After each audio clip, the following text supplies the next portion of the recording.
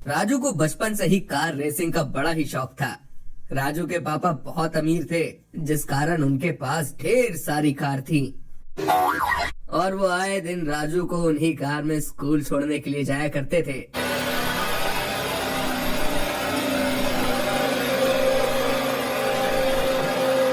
ऐसे ही एक दिन राजू के पापा उसे सबसे महंगी वाली कार में स्कूल छोड़ने जाते हैं।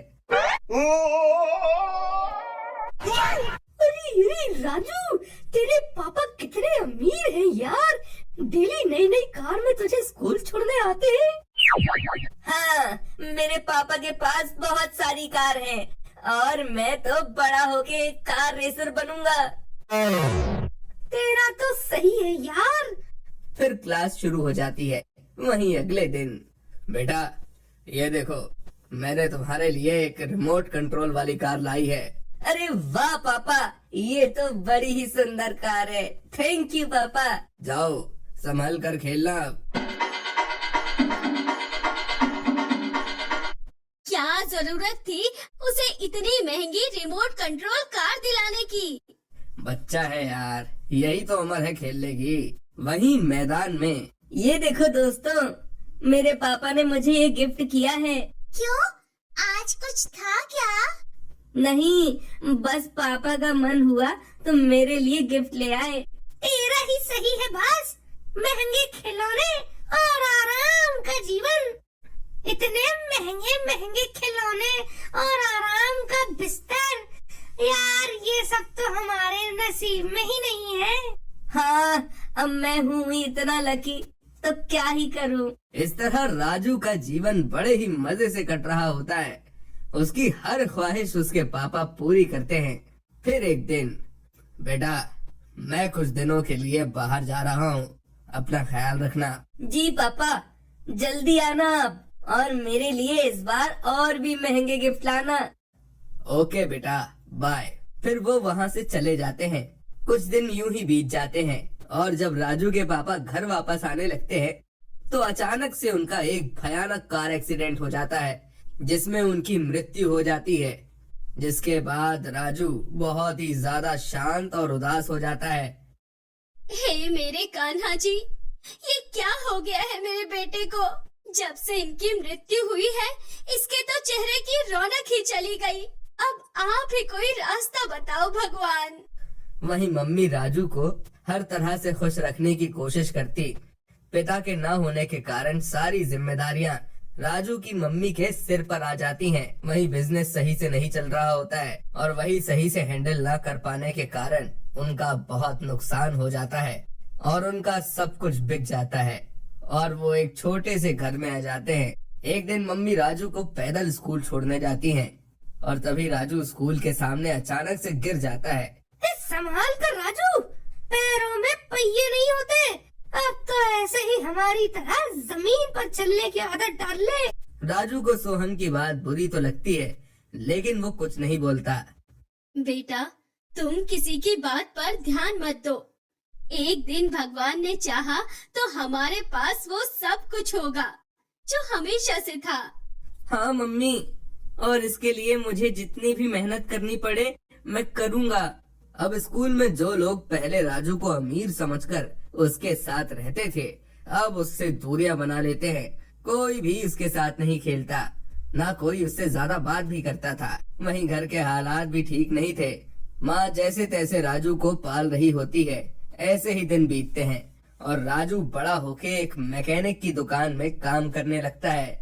ओए राजू, मिस मेहरा की गाड़ी ठीक करके जल्दी से उन्हें घर पहुँचा दे। जी सेठ जी। फिर राजू जल्दी से काम करके गाड़ी सेठ की बताई जगह पर पहुंचा देता है।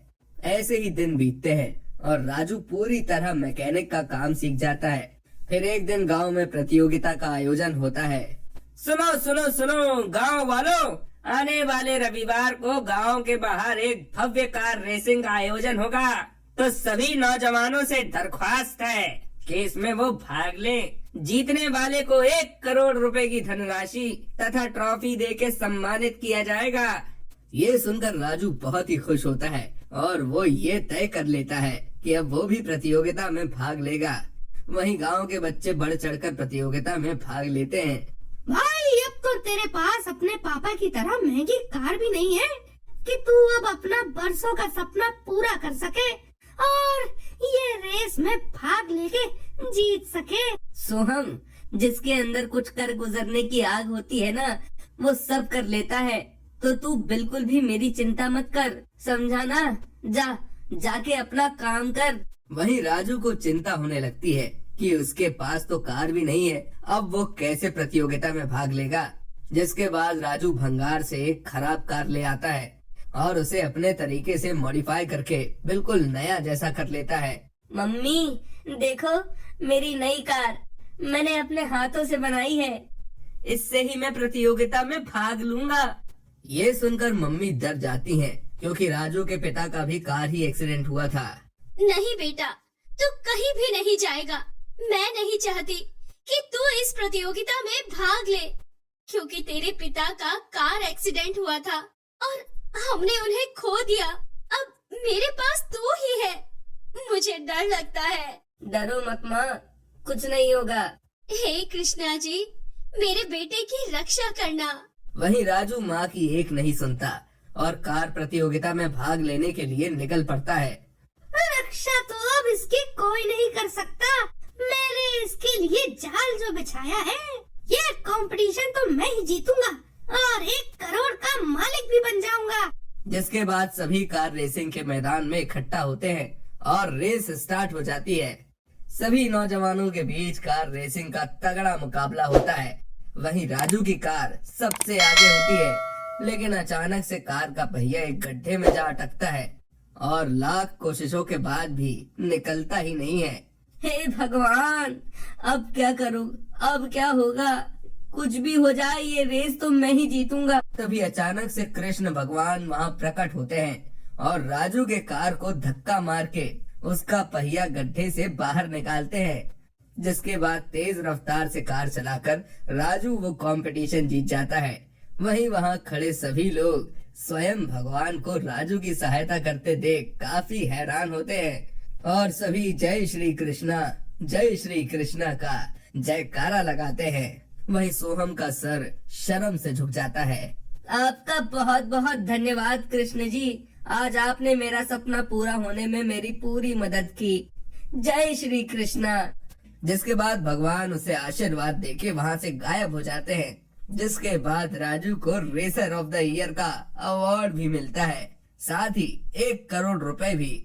जिसके बाद उसका जीवन खुशहाल हो जाता है और वो फिर से अमीर हो जाता है।